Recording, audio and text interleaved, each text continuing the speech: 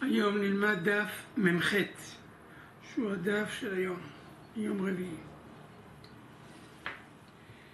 אמרנו, אנחנו במ"ז עמוד ב' בדיוק באמצע.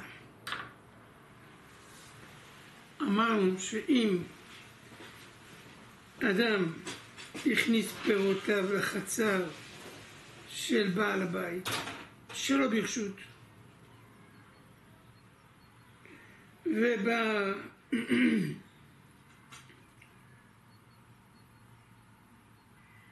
בהמה של בעל הבית הוחלקה בפירות, אז בעל הפירות חייב, כיוון שהוא הכניס את הפירות שלו ברשות, ובהמה של בעל הבית הוזכה בהם, לכן בעל הפירות חייב. בא הרב ומחדש חידוש.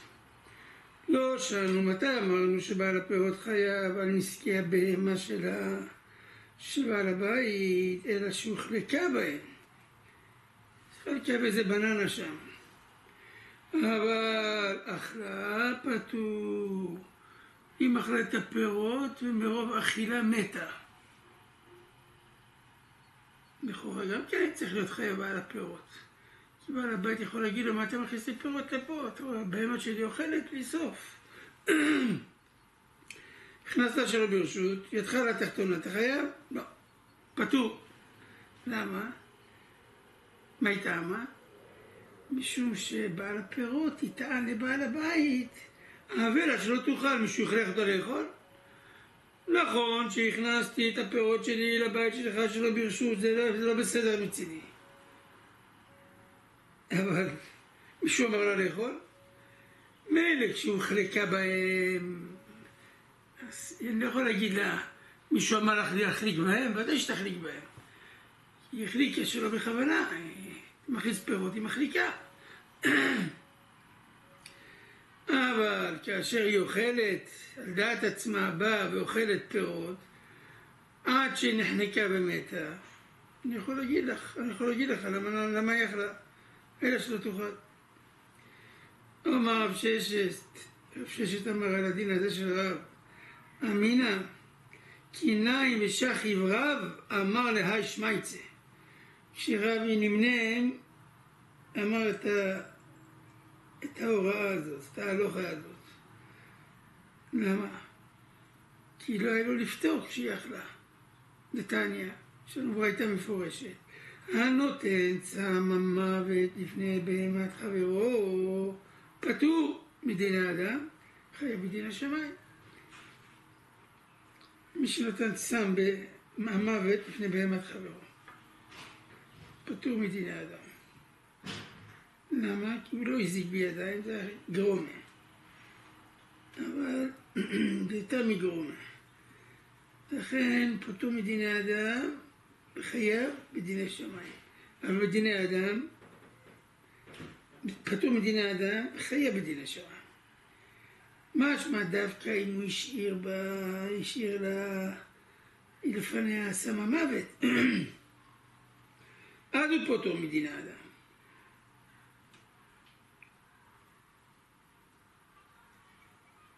שם המוות זה לא אבידא דארלה.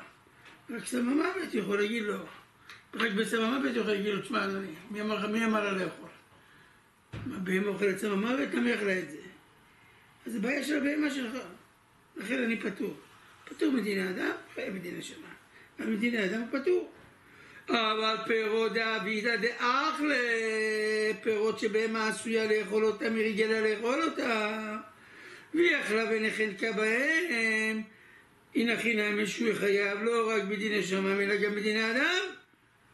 אז למה אתה הרב אומר שהוא פטור? הרי הוא החליט שלא ברשות, אז זה כמו הניח פירותיו לפני בהמת חברו ואכלת שכן נחנקה, שהוא חייך, צריך להיות חייב.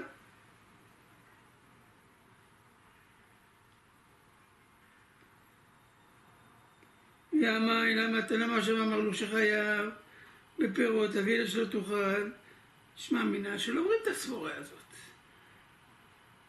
הנחת פירות, ובהמה עשויה לאכול פירות, אז אתה חייב גם בדיני אדם. אז למה רב פטר? אמרו הדין, אפילו פירות נמי פוטו מדינה הודו. באמת, הברייתא שאומרת, נותן סם המוות לפני בהמת חברו פטור מדיני אדם, וחייב בדיני שמיים, זה לא רק סם המוות, זה גם פירות. כי בשניהם יכול לטעון את אותה טענה. היה לה שלא לאכול, אף אחד לא הכריח אותה לאכול. היא אכלה, אני לא חייב על מה שהיא אכלה. למה הגמרא, הברייתא שמנקתה סם המוות, שמשמע לכאורה דווקא סם המוות, שבהמה לא עשויה לאכול, אז אני פוטור. אבל אם זה היה פירות שכן עשויה לאכול, אני צריך להיות חייב. למה תפסה דווקא סם המוות? להשמיע לי עוד חידוש. אפילו סם המוות נמה, שהיא לא צריכה לאכול, חייב בדיני שמיים. זאת אומרת, לעולם בדיני אדם, בדיני חיוב ממון, בדיני אדם, פטור בין אם הנחתי לפני הבהמה של חברי, שלא ברשות. סם המוות או פירות, אותו דבר.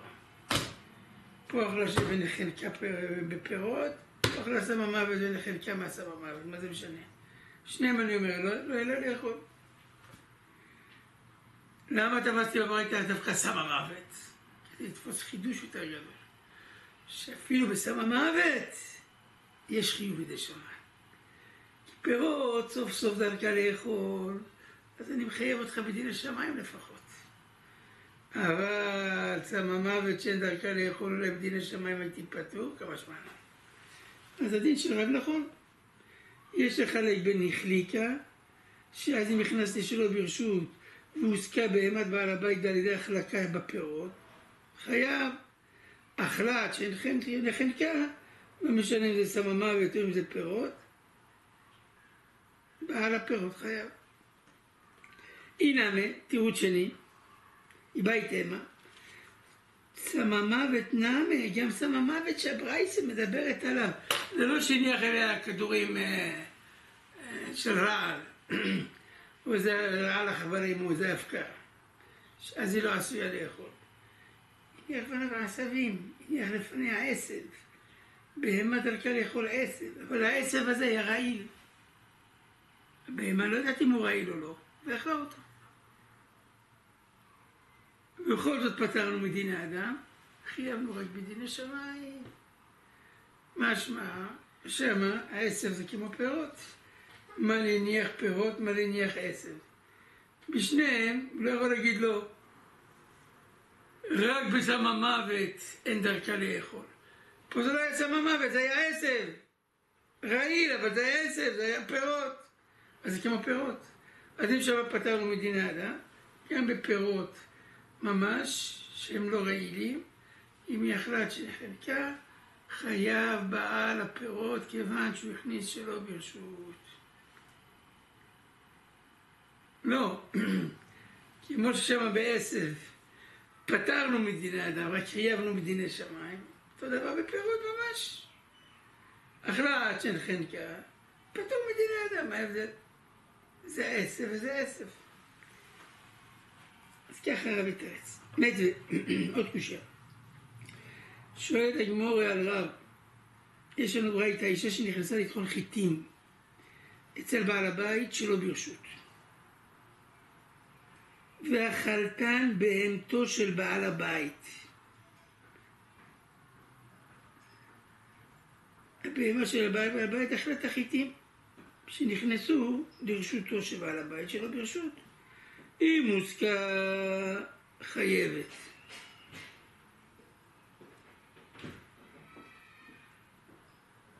סליחה, לפני כן. אישה שהכנסה את חול חיטים אצל בעל הבית שלו ברשות ואכלתן, היא אכלה אותן בהמתו של בעל הבית, פטור. זאת אומרת, בעל הבית יכול להגיד לאישה הזאת שנכנסה לטחון חיטים, את נכנסת שלא ברשות, בהמה שלי אכלה לך את החיטים, אני לא חייב שאני לך חיטים, כי נכנסת שלא ברשות. בהמה שלי משאירה אוכלת, מה לעשות? פטור.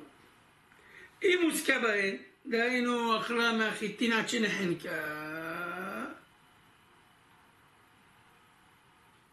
אז בעל הפירות, האישה שכנסת את החיטין, היא חייבת, היא מושקע בהם, חייבת, היא חייבת, בעלת החיטין. למה קשה על רב? הרי כשמתה בהמת בעל הבית על ידי אכילה, אמרנו שבעל הפירות פטור. למה? כי יכול לומר לו, מי המלאכה? מי אמר לה לאכול? מי אמר לה לאכול? היא יכלה על דעת עצמה. והמיינים העבלה שלא תאכל, אמרי ומי עדיפה ממתניתי. עד שאתה מקשה לי מהברייתא, למרות שאתה מהמשנה. הרי גם במשנה כתוב שאם הכניס פירותיו וחזרו בעל הבית והושקע בהן, בעל הפירות חייב. אלא מה? עמדנו, אני רב ועמדתי לך את המשנה בהוחלקה, החליקה בהם, אבל באכלה פטור. אז גם פה בברייתא, מה שכתוב אם מושקע חייבת, מה זה אם מושקע? לא הושקע על ידי שאכלה מהפירות, שבעל החיטין, שאכלה את החיטין, ואז בעלת חיטין תהיה חייבת. לא, באמת על ידי אכילה היא תהיה פטורה. ושם הושקע על ידי שהחליקה בחיטין. מהדים המתין תדוקים לו שהוחלקה בהם, אז גם פה הוחלקה בהם, ולא שאכלה. לעולם באכלה באמת תהיה פטורה. הטענה הזאת שמי אמר לה לאכול. ותקר אלה, מה יקר אלה? באמת היה סברת המקשה, באמת. המקשה מהברייתא, הוא לא ידע שזה אותו דבר במשנה, ורב יעמיד את המשנה לא שנו אלא בהוחלקה אבל באכלה פטור, יגיד את זה גם כן פה. מה אלה ואמינא להקשות בכלל? אמר לך לא, מי יש לה מתניתי, למה אני לא הקשיתי? כתוב אם הושקע בהן. אז כשכתוב הושקע בהן, שייך לומר הוחלקה בהן, להעמיד שהוחלקה בהן. אבל בברייתא כתוב אם הושקע.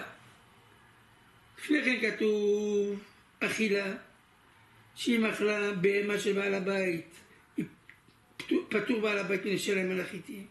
ואם הושקע, משמע הושקע על ידי האכילה, כתוב הושקע בהן. אז לכן מעליתי על דעתי שם מדובר בהחלקה. אבל אחר קטנה אם הושקע ולא קטנה בהן, אז חשבתי שמדובר באכילה. אכילה הוא דקטנה. אז לכן הקשיתי מהברייתא. ואידך, רב שתירץ ודחה אותו ואמר לו מה שתירצתי במשנה, כמו שעמדנו במשנה נעמיד גם כן פה, מה התירוץ שהוא תירץ לו? לשון של המשנה הוא שונה. דווקא שמה שייך לומר הוחלקה בהן, אבל פה לא שייך לומר הוחלקה בחיטין, כי כתוב הושקע, הושקע זה אכילה, לכאורה. אמר לך לא שנה, מה ההבדל? מה ההבדל? כתוב הושקע או כתוב הושקע בהן? היינו אח. שניהם אני יכול להעמיד לך שזה בהוחלקה. תשמע עוד קושיה על רב, מנסה גמרא להקשות. הכניס שורו לחצר בעל הבית שלו ברשות, ואכל חיטין, הכניס את השור שלו לחצר בעל הבית שלו ברשות. והשור הזה שנכנס שלו ברשות, אכל חיטין והתריז ומת, פטור. בעל הבית פטור. מה אני אשם שהכנסת את השור שלך? הכנסת אותו בלי רשות, מצא אוצר של חיטין, והחיטין לא יכול, זה בעיה שלו, פטור. ואם הכניס ברשות, בעל החצר יהיה חייב. למה בעל החצר צריך להיות חייב? בעל החצר יכול להגיד לו, מי אמר לה לאכול? נכון שאני הרשיתי לך להכניס אותה, אבל הרי הסבורה של רב שהבהמה אוכלת, היא תמיד אוכלת על דעת עצמה, ותמיד יכול לטעון לו מי אמר לה לאכול מהחיטין שלי כל כך עד שנחנקה. למה יבלה שלא תוכל לאכול אותם לו אבל שלא יוכל? אמר רבא דוחה את הקושיה הזאת, מתרץ, מה אתה מקשה משם? ברשות השלו רשות כרבית? מה הקשר? רב מדבר כשהכניס בהמה שלו ברשות, והבהמה של בעל החצר אכלה בהם עד שנחנקה, אז אני פטור, משום שבעל הפירות יכול להגיד לו מי אמר לו לאכול, מי אמר לאשור שלך לאכול, הבהמה שלך לאכול. אבל פה שהכניס ברשות בעל הבית קיבל שמירה על השור של הניזק, של זה שהכניס את השור ברשות, קיבל עליו נטירות, קיבל עליו שמירה, שכל מה שיקרה לו, אני אחראי. גם אם הוא אכל, וגם אם הוא חנק את עצמו בלי אכילה, מה זה משנה? אני קיבלתי עליו שמירה, לכן אני חייב. ולא שייך לומר תיינה, ולא שלא יאכל. אתה צריך לדאוג שלא יאכל.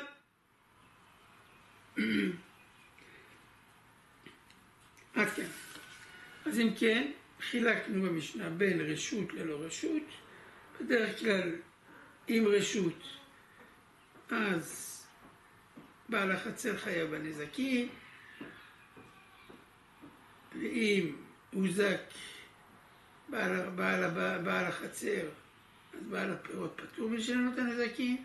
אם שלא ברשות, אז בעל השור שנכנס שלא ברשות חייב בנזקים, ואם בעל הבית או שורו הוזק בהם, חייב. חוץ מאכילת פירות שרב חידוש שלא היה לו לאכול, שפטור גם שלא ברשות. אבל החילוק בין רשות ללא רשות הוא ברור, כמעט לכל דבר. עכשיו הגמרא מביאה סופית.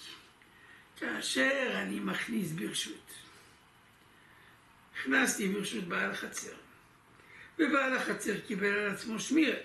אנחנו מדברים פה על דעת חכמים, לא על דעת רבי שלא קיבל עליו שמירה, אלא קיבל מפורש. דעת חכמים שנתינת רשות, הרשאת כניסה, זה גם קבלת שמירה. לשמור. חייב הנזקין שלה, של הפרה שלך, של השור שלך. ותהיה פטורה אם היא זיקה לי, כי אני קיבלתי על עצמי שמירה.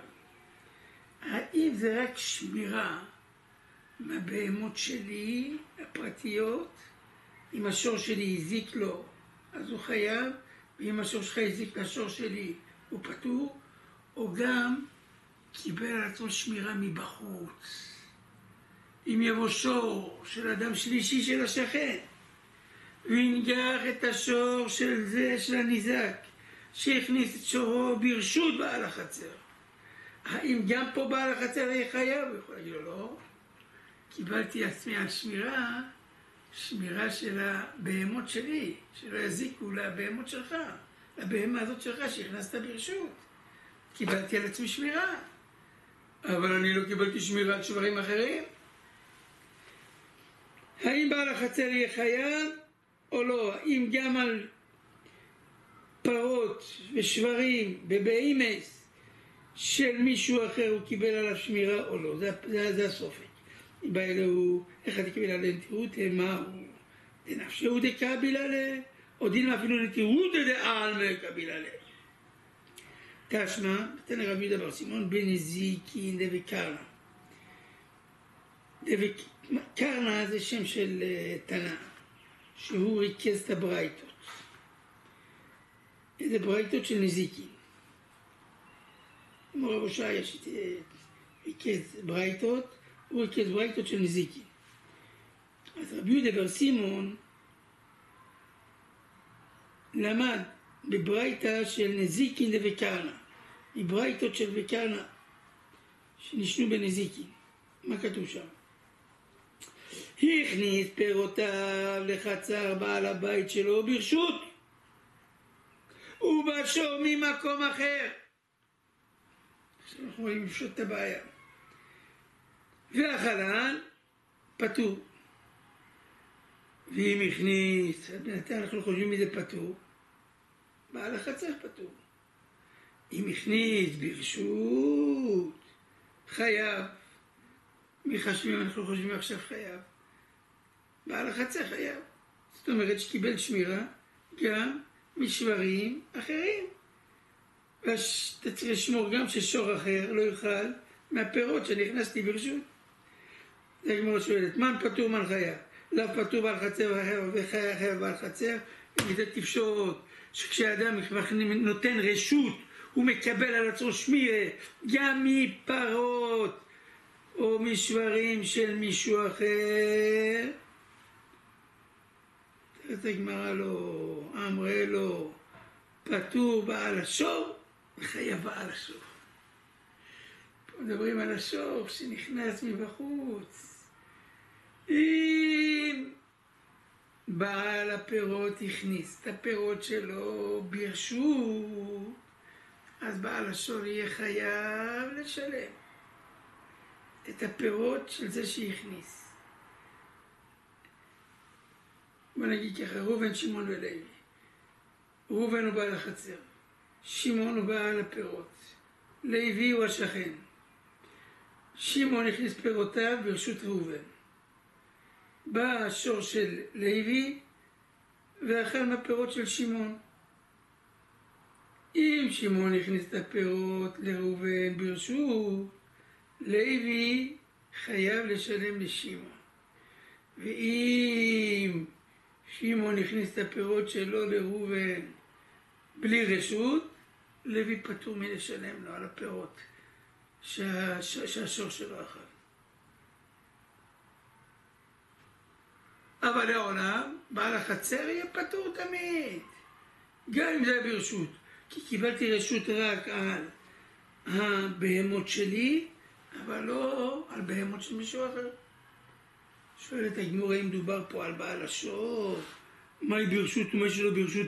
מה אכפת לבעל השור? כשאתה בא לחייב את בעל השור, מה זה משנה אם שמעון הכניס ברשות או לא הכניס ברשות? מה זה קשור אליך? הבהמה שלך אכלה, היא צריכה לשלם מה שהיא אכלה. אז מה זה אכפת לך אם שמעון הכניס? זה בין שמעון לראובן, זה בינו לבינם, זה בינו לבין עצמם. למה לוי יהיה פטור כששמעון הכניס שלא ברשות? כמו שהוא חייב כשהוא הכניס ברשות, צריך להיות חייב גם כשהוא הכניס שלא ברשות. מה זה משנה? מהי ברשות מה שלא ברשות איקה? אמרי, ככה תרצו בבית המדרש, ברשות אם שמעון הכניס את הפירות שלו ברשות, הביאה לשם ברשות הניזק. כיוון שבעל החצר נתן לו רשות, אז זה כאילו יקנה לו את המקום. אז המקום הוא כבר עכשיו שייך גם לשמעון. זה הופך להיות רשות הניזק. ורשן ברשות הניזק חייבת. אבל אם זה היה שלא ברשות, אז הפירות שלך הם נמצאים במקום שהם לא שלך. אז זה לא רשות הניזק, אלא זה כמו רשות הרבים. שם ברשות הרבים פטור. שם כתוב כי עיוור בשדה אחר. וזה שדה אחר. זה לא שדה שלו, אז צריך להיות פטור. לכן יש חילוק בין הרשות לרשות.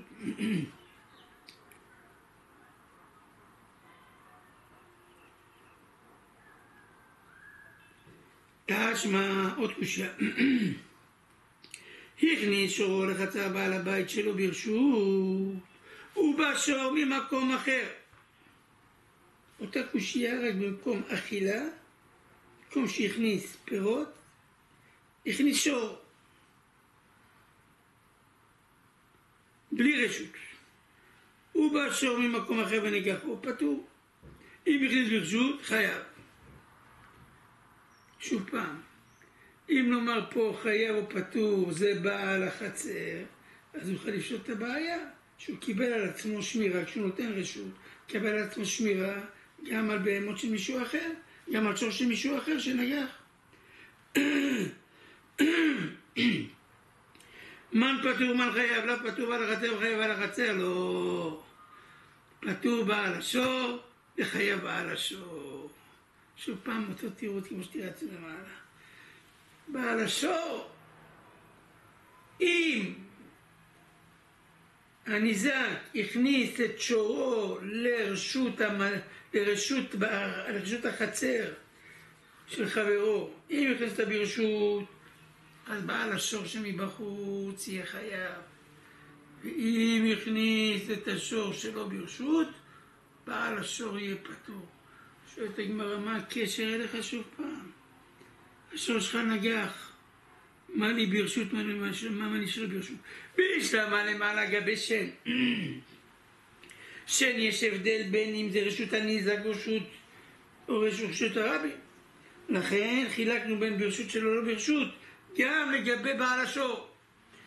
אבל לגבי נגיחה, לגבי קרן, שאין הבדל בין רשות הרבים לרשות הניזק, כי קרן חייבים גם ברשות הרבים, אז מה ההבדל בין מזה ברשות או שלא ברשות? זה שאלת הגמרא.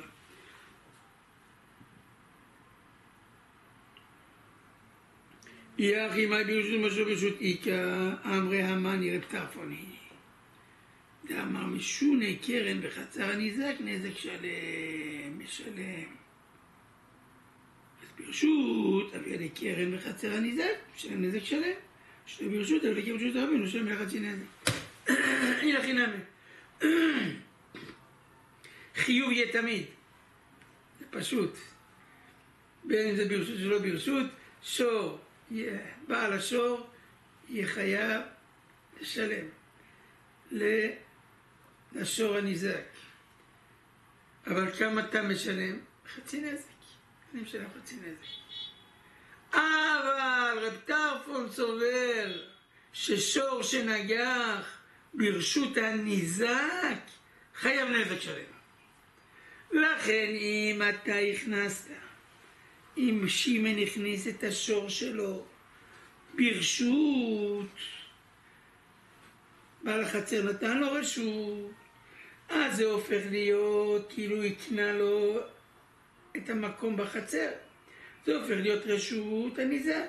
ואם זה הופך להיות רשות הניזק, אז החיוב הוא נזק שלם לפי רב טרפון. אז זה החילוק של המשנה. חייב או פטור זה לא על החצי נזק, אלא על הנזק שלם. אם זה ברשות, ישלם נזק שלם. אם הוא הכניס שלו ברשות, חייב חצי נזק.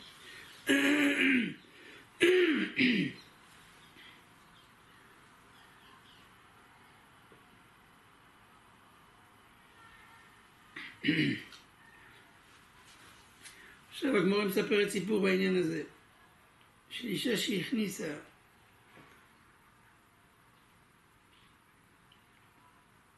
קמח ללוש או לאפות בבית של מישהו אחר בלי רשות. היי איתתא דאלתא למיפה לאפות בהוא ביתא בבית של מישהו אחר בלי רשות. אתה ברכה זה הזכר של התיש של בעל הבית, דמרי ביתה של בעל החצר, בעל הבית. אכלה ללישה, באה ואכלה מהלישה הזאת, מהבצק הזה, ונחנקה. חבינו מת, נחנקה ומתה. חייבה רבה לשינו מדמי ברכה. רבה אמר, תכנס בלי רשות מהבצק שלך, תשלמי עכשיו את הבהמה. תשלמי על התיש הזה עכשיו. תשלמי עליו. נקבה של התיש, כן. לימה פליגיה דרב. הרי רב חידש שאפילו שלא ברשות, אני פטור עם הנזק על ידי אכילה, כי יש לי תיינה. האישה יכולה לטעון. מי אמר לתיש שלך לאכול מהבצק שלי? אז נכון שנכנסתי שלא ברשות, אבל מי אמר לה לאכול? רב אמר שלא ברשות חייבים רק אם מוחלקה בהם, אבל אם אכלה לא.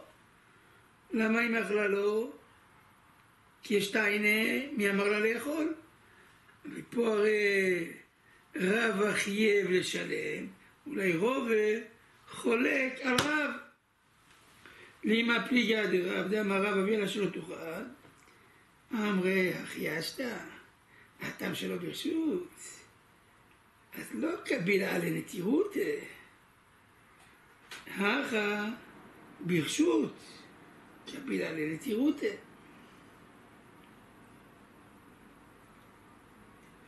הטעם שזה לא ברשות, אז הוא לא קיבל על עצמו, זה שהכניס שלא ברשות, לא קיבל על עצמו לשמור על הבהמה,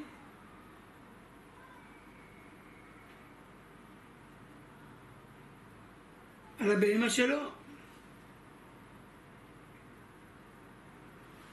מה רש"י אומר?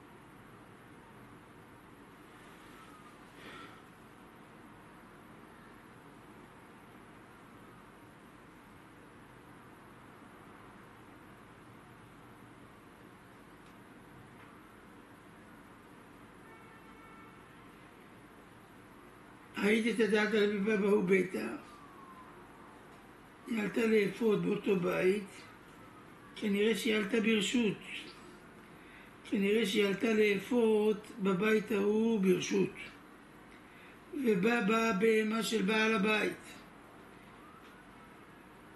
ואכלה מעל אישה, והתחממה ומתה, וחייב אותה רובה. למה רובה מחייב אותה? אני לא יכולה להגיד מי אמר לה לאכול. מי אמר לה לאכול? מי אמר לה באמא שלך לאכול? אז אולי פליגי הדרב, אמר רב אבילה שלא תאכל. אמר החיישת, הטעם שלו ברשות, רב מדבר שלו ברשות, אז לא קבילה לנטירותה. כיוון שהכניס שלו ברשות, לא קיבל על עצמו לשמור על הבהמות של בעל הבית. נכון, נכנסתי שלו ברשות. כשאני מכניס ברשות, אז אני גם מקבל על עצמי לשמור על הבהמות של בעל הבית. חידוש. נכנסתי ברשות, קיבלת רשות לאפות, אבל תשמור לי על הבית, תשמור על בני הבית, תשמור על השברים, תשמור על הבהמות. לכן חייב אותה רובה. אבל רב שם מדבר שלא ברשות. הכנסתי שלא ברשות, לא קיבלתי על עצמי לשמור על הבהמות שלך. בהמה שלך באה ואכלה, על דעת עצמי אכלה, לילה שלו לא יכול. זה הכוונה. בדיוק. אחר ברשות קבילה לנטירותה. ומה ישנה... אז לכן הוא חייב אותה רובה. כיוון שהכניסה ברשות, אז היא קיבלה על עצמה לשמור על הבהמות של בעל הבית, היא לא שמרה. הייתה צריכה לשמור על התיש הזה, את לא שמרה על התיש הזה, התיש הזה אכל ותל אישה ומת, אז היא חייבת. ומה ישנה מה אישה שנכנסה לטחון חיטים אצל בעל הבית שלא ברשות, ואמרנו שלא ברשות, היא לא מקבלת על עצמה אחריות לשמור על הבהמת שלו, ואכלתה מבטה של בעל הבית פטור, והיא מוסקה חייבת. טעמה שלא ברשות, הברשות היא הייתה פטורה. הרי כשמכניסים ברשות אמרת שהיא מקבלת על עצמה שמירה של הפה של הבהמות של בעל הבית. שמה בגלל שזה לא היה ברשות היא הייתה פטורה, אבל אם ברשות היא הייתה חייבת. למה חייבת? אם ברשות היא חייבת, הברשות הייתה פטורה. אם הבהמה של בעל הבית אכלה מהחיטין שלה והוצקה, היינו לחנקה. למה?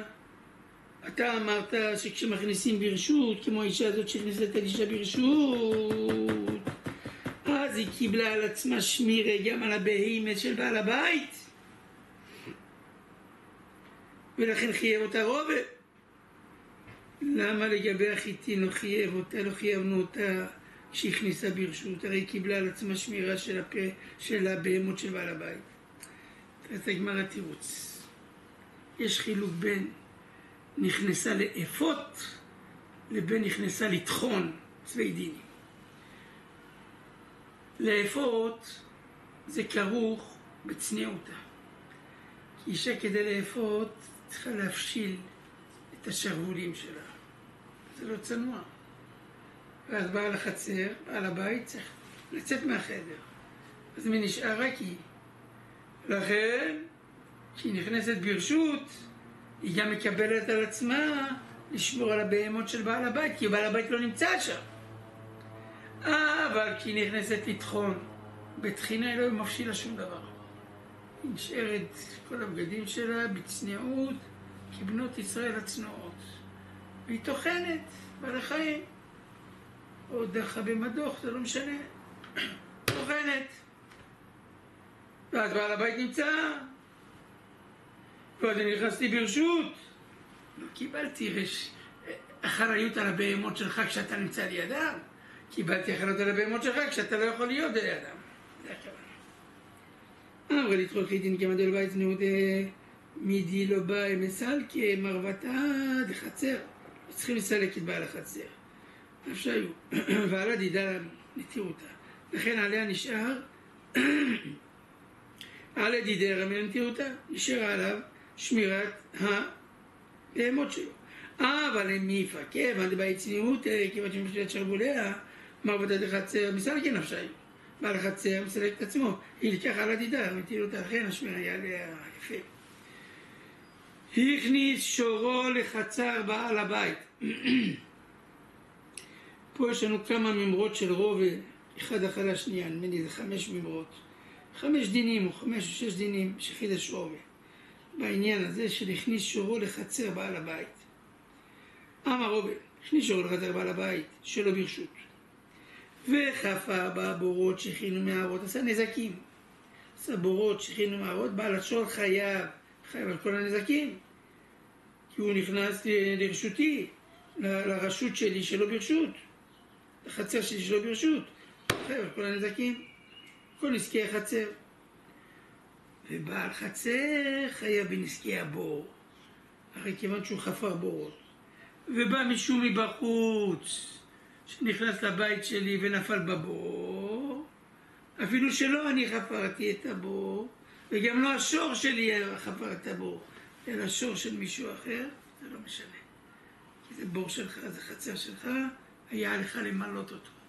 או למנוע מהאנשים שיכנסו עד שתתקן את התקלה הזאת. אז בעל השור שנכנס בלי רשות חייב על הנזקים, אבל נזקי הבור שנוצר מהנזקים הללו, זה בעל החצר יהיה חייב. אבל גם דאמר מוקי איש בור ולא שור בור, בדרך כלל, מתי בור של אדם חייב? כשהוא בעצמו קורא את הבור. אבל שור שלי, שקרא את הבור, אני לא חייב עליו אין דין בור. כל שכן שאני לא חייב, השור של מישהו אחר. הכא כיוון דאית להאך למילויה ולא כמליה, כיוון שזה החצר שלך, זה לא רשות הרבים. ויש לך את האפשרות למלות אותו, ולא מילאת אותו, כמאן דקריא דומה, כאילו אתה קראת אותו. אז לא מבעיה אם השור שלך היה עושה את הבור בחצר שלך, שאתה היית חייב, אלא גם אם שור של מישהו אחר עשה את זה אתה חייב, כי זה החצר שלך. למה? היה לך מאותה סיבה, שניהם אותו טעם. היה לך למלות ולא מילאת. דין שני, אמר רובה הכניס שורו לחצר בעל הבית שלו ברשות. אדם שהכניס את השור שלו לחצר בעל הבית שלו ברשות והזיק את בעל הבית. השור הזה נגח את בעל הבית. הזיק לו. או בעל הבית הוזק בו. בא בעל הבית, נתקל בו והוזק. חייב, מי חייב? בעל השור, כיוון שהוא נכנס בלי רשות. רבץ, פטור. אם השור רבץ, אנחנו מבינים שעל ידי הרביצה שלו שבר כלים של בעל הבית. או על ידי הרביצה אחרי שרבץ, בעל הבית נתקל בו, בעל השור פטור. שואלת הגמרא משום דרבץ פטור, למה פטור? מה ההבדל אם הוא עומד או אם הוא רבץ? אמר הפאפא, מהי רבץ? הכוונה שרבץ. ודאי שאם הוא רבץ ושבר כלים הוא יהיה חייב, כי הוא נכנס בלי רשות. בוודאי שאם הוא רבץ ובעל הבית נתקל בו ולא ידע שהוא שם, בוודאי שהוא, אם הוא הוזק, אז חייבים לשלם לו את הנזקים. אין הבדל בין רבץ לעומד. אלא מה הכוונה פה? רבץ שהרביץ גללים. הוריד גללים. והגללים ניטפו את הכלים של בעל הבית. אז הגללים הופכים להיות בור. כי זה לא גוף הבהמה. גללים זה בור. ולא מצינו בור שחייב בו את הכלים. רק אם נפל בו שור או חמור. אבל אדם וכלים שנפלו לבור, בור לא חייבים. לא מצאנו כלים ואדם שחייבים עליהם בבור. אז לכן, כיוון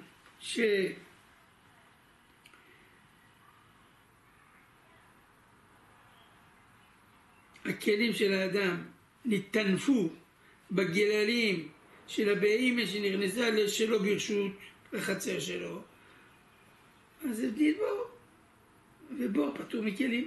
לכן אני פטור משלם לך את הכלים שלך. שזה גמרא ניחא לשמוע למה כל תקלה בור. שכל תקלה יש לדין של בור. אלא לרב דעה, מה פתאום? לא כל תקלה זה בור. כל תקלה זה בור עד שהוא מפקיר את זה. אם הוא מפקיר את זה, לפני שהוא תיקן את התקלה, הפקיר את זה, אז יש איזה דין של בור. אז אם ככה, למה אתה מחייב אותו? למה אתה פותר אותו פה משום בור?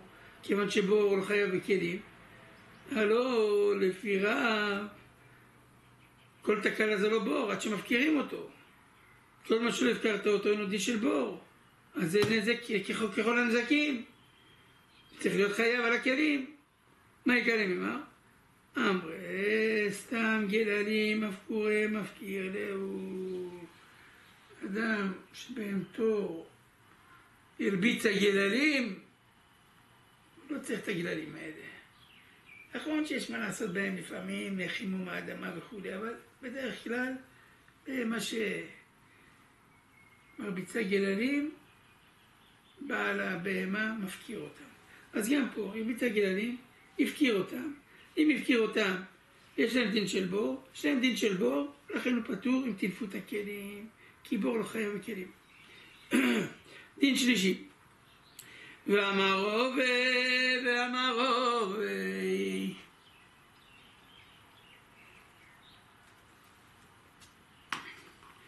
נכנס לחצר בעל הבית שלו ברשות והזיק את בעל הבית, או בעל הבית הוזק בו, חייב, כמו שאמרנו למעלה. החידוש פה עכשיו הוא יותר, זה החידוש פה. הזיקו בעל הבית פטור. אם הכנסת את הבהמה שלך שלו ברשות והזיקה את בעל הבית, אתה חייב. ואם בעל הבית הוזק בו, היא לא הזיקה את בעל הבית, אבל בעל הבית נתקל בו, הוא הוזק, גם כן אתה חייב. אבל אם בעל הבית הזיק, בעל הבית פטור. זה החידוש פה. לא רק אם הוזק, בעל השור חייב לשלם את נזקיו כי הוא נכנס בלי רשות, אלא גם אם בעל הבית הזיק לשור הזה שנכנס בלי רשות, פטור בעל הבית. אמר הפאפא, יש הסתייגות, לא אמרן, אלא דלא הווה ידע בה. שהוא לא ידע, נכנסת בלי רשות ואני לא ראיתי אותו. מה שלא ראיתי אותו, דחפתי מקרר ופלתי עליו, מת. לא ידעתי שיש פה שור. אבל אם הוא ידע, היה לו להיזהר. למה? כי בעל השוחר יגיד לו, אוקיי, בסדר. נכון שנכנסתי לרשותך בלי רשות, אבל יש לך זכות לזרוק אותי מהבית, אבל אין לך רשות להרוג את השור. מה אתה מזיק לי אותו בידיים? אם הזיק אותו שלא בכוונה, אז אני פטור, אפילו שאדם מועד לעולם, אני פטור, כיוון שלא ידעתי עליו. הכנסת אותו בלי רשות, אני פטור. אבל אם הזיק בידיים, ביודין, זה לא חייב. כי הכניסה של בלי רשות לא מתירה לך להרוג את השור שלי. מתירה לך לתבוע אותי, לזרוק אותי, לא יודע מה, אבל לא להרוג את השור שלי.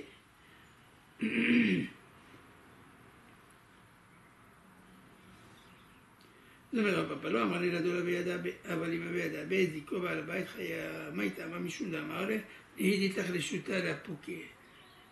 יש לך רשות להוציא, אבל אז הוא כלית לך, אין לך רשות. ואז הוא לטעמה, למעשה רב פאפה כבר אמר את זה פעם אחת, אמר רב אביתימה, רב פאפה, גם רובש אמר את הדין הזה, וגם רב פאפה שאמר את ההסתייגות הזאת, אמרו את זה פעם אחת כבר את הדין הזה. מה, איפה אמרו את זה? כתוב כך, שניהם ברשות. שניהם ברשות, או שניהם שלא ברשות, יזכו זה חייבים, כי זה ברשות. הוזכו זה פטורים, כי זה ברשות. תמה דשניהם ברשות ושניהם שלא ברשות, אבל על אחד ברשות, אחד שלא ברשות, זה ברשות פטור, שלא ברשות חייב. האדם שמכניס את השור שלא ברשות, חייב על כל הנזקים. הזיק את בעל הבית, או בעל הבית הוזק בו, חייב. נפל לבור ואיש מימיו, אומר רובה. זה דין למעשה רביעי או חמישי של רובה. לא שענו אלא שהבאיש בשעת נפילה. מתי אמרנו שאם הכניס הרי את השור שלו ברשות, בעל החצר. והשור הזה נפל לבור של בעל החצר. והפעיש לו את מימיו. סירח לו את המים. חייב, כי הוא נכנס בלי רשות. אומר רובה לא שענו לה שהפעיש בשעת נפילה, בשעה שנפלה. אבל לאחר נפילה פטור. מה הייתה מה? אבל שור בור. ומים, המים שנמצאים בתוכו, זה כלים. כששור נח, אז הוא הופך להיות בור, תקלה. אם הוא בור פטור מכלים. אז אם זה בשעת נפילה, אז זה לא מדין בור. אז לכן הוא חייב על המים, כמו רגל. אבל אם זה מדין, אבל אם הוא נח, הפעיש את המים אחרי שהוא נפל, אז הפעישו המים, והפעישו המים, פטור. למה?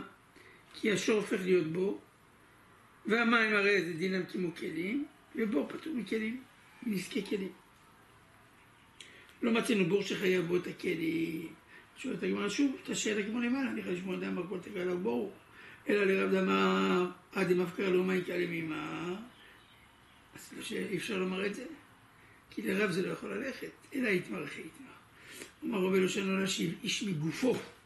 דהיינו, אם היה השור הזה מלא טיט, ונפל לתוך מים, המים הזה כולו נהיה טיט. זה לא מדין בור, זה מדין רגל, זה הזיק בגופו. אבל איש מירחו, דהיינו, הגוף שלו היה נקי, אבל כשנפל לבור הוא מת, והנבלה שלו התחילה להסריח, והיא הבאישה את המים, פטור, וזה גם לרב יהיה פטור. הרי זה לא בור לפי רב, כי הוא לא הפקיר את זה, רק אם מפקירים זה בור, כי פה זה גרומה. לא הגוף של הבהמה הזיק, לא הלכלוך שהיה על הגוף הזיק, אלא אחרי שהיא מתה והיא הסריחה, אז הסירחון הוא זה שהבאיש את המים. בגרומה, בנזיקין, פוטו גם לפי רב. מה איתה? מה גרמה בעלמה? הוא גרמה בעלמה, לא מחייב. נמשיך. היה אביו ובנו לתוכו, אמרנו שאם השור הזה נכנס בלי רשות ונפל לתוך בור, והיה אביו ובנו לתוכו, שלם את הכופר. שואלת הגמרא בעלמה היה תמו. למה ישלם כופר? תם לא משלם כופר, רק מועד משלם כופר. ומסתום מהשור הזה פעם ראשונה נכנס לפה. פעם ראשונה נפל לתוך בור. אמר רבי מועד ייפול על בני אדם בבורות. פה מדובר במועד. אמנם נכנס לפה פעם אחת, אבל הוא כבר מועד ליפול על בני אדם בבורות. זה כבר פעם שלישית. לכן חייב. מי שאומר פעם רביעית מתחייב, אז זה כבר 3 פעמים הוא נפל, הוא כבר מועד.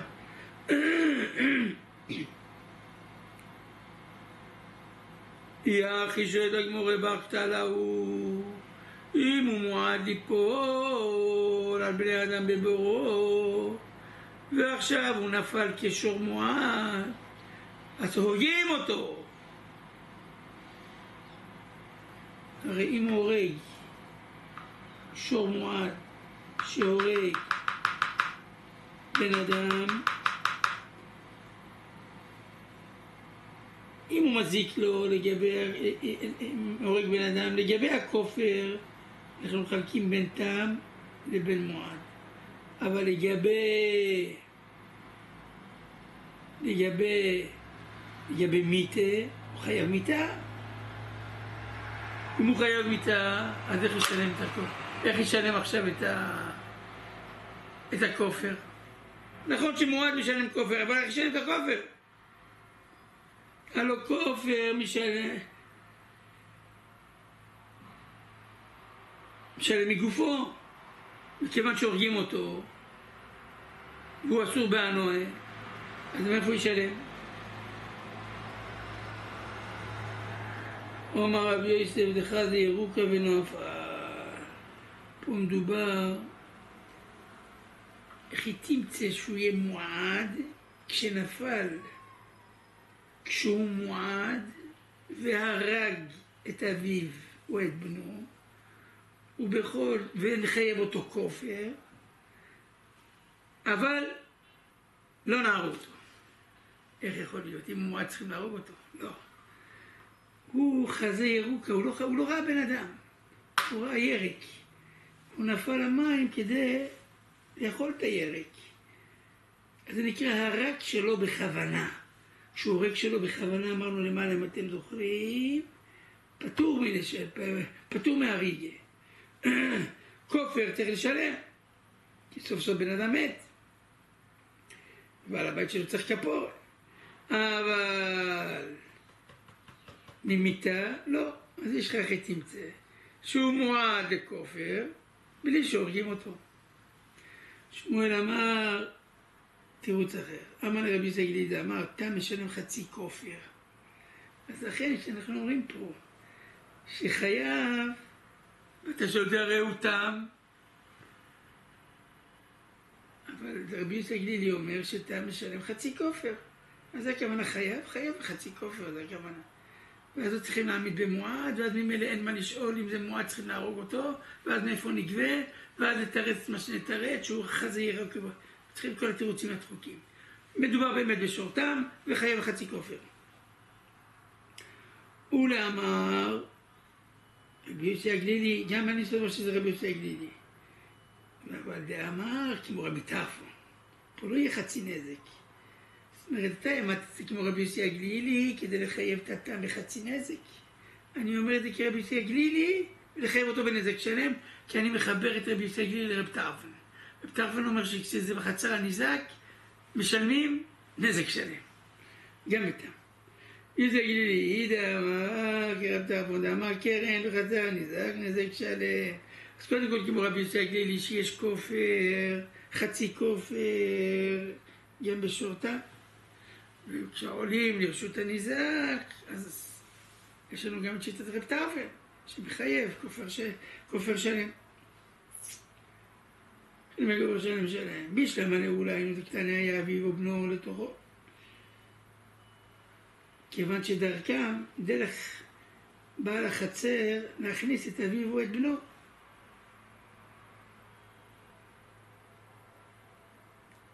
אלא לשמואל, אז זה נקרא חצר הניזק, כי אביו ובנו נמצאים אצלו, והשור הזיק את אביו ובנו, אז זה באמת, לכן ישלם חצי נזק, לכן ישלם נזק שלם.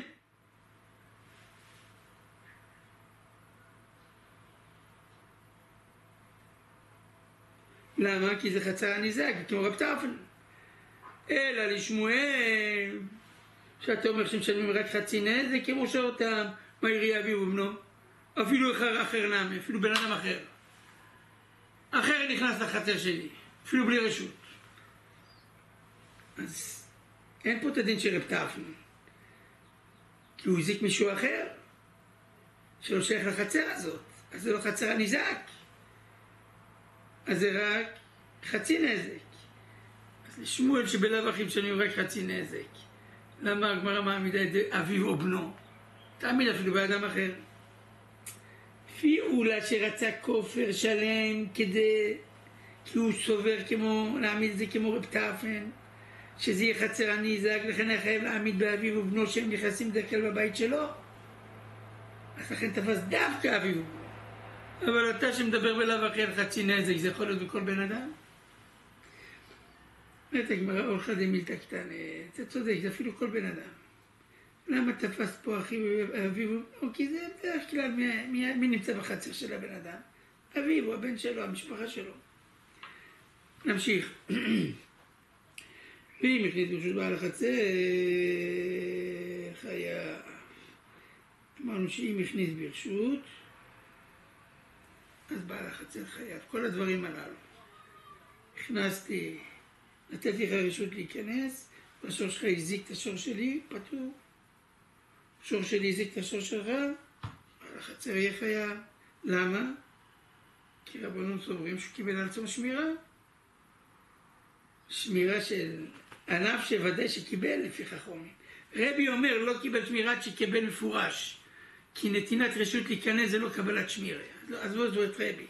לפי חכמים קיבלתי על עצמי שמירה. לכן חייב. יתמה רב אמר הלכתה כתנא קמא שמע אמר הלכתה כרבי. במחלוקת הזאת של חכמים, של תנא קמא ורבי, האם נתינת רשות להיכנס מהווה קבלת אחריות לשמירה, אפילו שהוא לא אמר מפורש שהוא מקבל על עצמו שמירה כמו תנא קמא או כמו רבי. נתתי לך רשות להיכנס, אבל אני לא קיבלתי על עצמי אחריות לגבי הנזקים, לכן תהיה חייב בנזקים. עד שיקבל עצמו רשות מפורש, עד שיקבל עצמו אחריות מפורש, לשמור. אז הלכה כמו תנא קמא, או הלכה כמו רבי. רב אמר הלכתה כמו תנא קמא, או שמואל אמר הלכתה כמו רבי. תנו רבנן. פה למעשה הברייתא הזאת תבליט לנו יותר את המחלוקת של רבי וחכמים. אותה מחלוקת שראינו פה במשנה. בין תנא קמא לרבי היא מפורטת יותר בברייתא פה. תנו רבנן. כנו שורך ושמרו, אדם שאומר לשמעון, אני מרשה לך להכניס את השור שלך אצלי, בתנאי שתשמור אותו. הזיק, חייב. למה? כי לא שמרת. נתתי לך רשות, אבל למה לך תשמור? הוא זק, אם השור של בעל החצר הזיק לו, בעל החצר פטור, כי אני אמרתי לך לשמור על השור שלך. אז אתה חייב בנזקים, ואני פטור מהנזקים שלך. אבל אם אמר לו כנוס שורך ואני אשמרנו, אז זה מתהפך. הוא זק, חייב, כי קיבלתי עצמי שמירה. הזיק, פטור. למה? כי קיבלתי עצמך שמירה. אז אם השור שלי הזיק לשור שלך, אני פטור. למה? כי קיבלת עצמך שמירה. שואלת הגמור, הגוף הקשיא. יש סתירה בין הרישא לסעיף. אמרת כנוס שולך ושומרו, הזיק חייב וזק פטור. תמה דאמר למפורש, אמרנו בפורש בפה, תשמור עליו. אז חייב בעל השור פטור בעל החצר. אבל אם אמר לו סתם, כנוס, משמע שכניסה, אם אמר לו כנוס,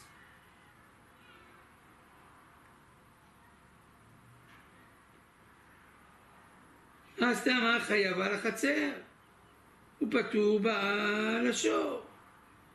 זה בסתמה מקבל נטירות. כנוס שלך ושומרו, הזיק חייב, הוזק פטור. תמד אמר לשומרו דחייב, אז חייב בעל השור ופטור בעל החצר, כי אני מתחיל לשמור. אבל אם לא אמרתי לך תשמור עליו, אלא רק נתתי לך רשות להכניס, בלי שאמרתי לך מפורש תשמור עליו, אז כשנתתי לך רשות להכניס, קיבלתי על עצמי שמירה. זאת אומרת, כשאמרתי מפורש תשמור, ניקיתי את עצמי משמירה. ולכן אתה תהיה חייב אם הזקת לי, ואני אהיה פטור אם הזקתי לך. אבל אם לא אמרתי כלום, אמרתי רק תכניס, נתתי רשות, משמע שקיבלתי על עצמי שמירה, שאני אהיה חייב. רק אם אמרתי לך שאתה תשמור, אז אני מחייב אותך בשמירה על הבהמה שלך, כי לא קיבלתי אחריות. אבל אם לא אמרתי את זה מפורש, כן קיבלתי שמירה. זה כמו מי? כמו חכמים. רישא משמע כמו חכמים. אז זה כמו חכמים. מה סעיפה כנוס שלך ונשמרנו, הוא זק חייב הזיק פטור, תמד אמר לי ונשמרנו. הוא דמחייב בעל החצר ופטור בעל השור. אז תמה חייב בעל השור, פטור בעל החצר, בסתמה לא קיבל על נטירותי, אתה נראה בי. עכשיו זה הפוך. כי הוא אמר לו, אני אשמור. אז הוא פטר אותו מנזוקים. כי הוא לא נתן לו רק רשות להיכנס, נתן לו גם רשות שגם המבטיח לו שקיבל על עצמו שמירה מפורש. אז פטור בעל השור אם הזיק את שורו של בעל החצר, ובעל החצר שהזיק לא חייב. למה? כי קיבל על עצמו שמירה. אבל אם הוא לא מקבל על עצמו שמירה מפורש, הוא היה פטור. כי נתינת רשות להיכנס זה לא מהווה קבלת אחריות לשמור. כמו מי זה הולך? כמו רבי. זה אמרת שקיבל נטירות בעל הבית לשמור. אז רישא רבונן זה לא רבי, לא, כי קושיה. לא ייתכן שהרישא תהיה כמו רבונן, שפתי כמו רבי. אומר רבי אלעזר תברא מי ששנה זו לא שנה זו. אתה צודק. מי ששנה את הרישא לא שנה את הסעיף. ששנה את הרישא סובר כמו רבונן. מי ששנה את הסעיפה לא שנה את הרישא, כי הוא סובר כמו רבי. רבא אמר לא, אין פה קושיה, כולה רבונני. היידה דנאסיף רישא שמרו. אחרי מה הייתה קושיה? אם זה רבונן, למה צריך בסעיפה להגיד ואני אשמרנו? גם לי שיגיד אני אשמרנו, גם כן הוא יהיה חייב. גם מסתומר הוא מקבל שמירה. היידה תנרשא שמרו, תן הסעיפה הוא גם כן ואני אשמרנו, אבל באמת לא יצטרך לומר את זה. גם בסתם אז יהיה אותו דבר. פעם אמר כולה רבי, הפוך, כל המשנה כמו רבי. תגיד לי ברישא למה צריך לומר מפורש ואתה צריך לשמור? גם לי שיגיד אתה צריך לשמור.